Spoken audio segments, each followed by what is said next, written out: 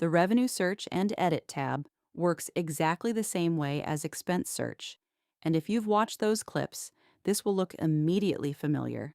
Every saved revenue entry is in this list. Filter fields are at the top. Filter by client, category, product, payment method, project, date range, or amount range. Filters are dynamic. The list updates as you go. The summary line shows the total for whatever you're looking at.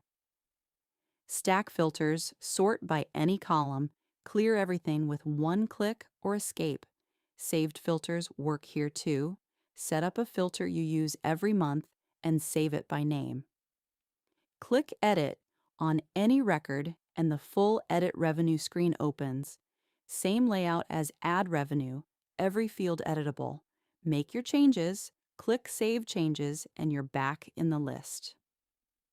Deleting works the same. Select Rows, Confirm, Done.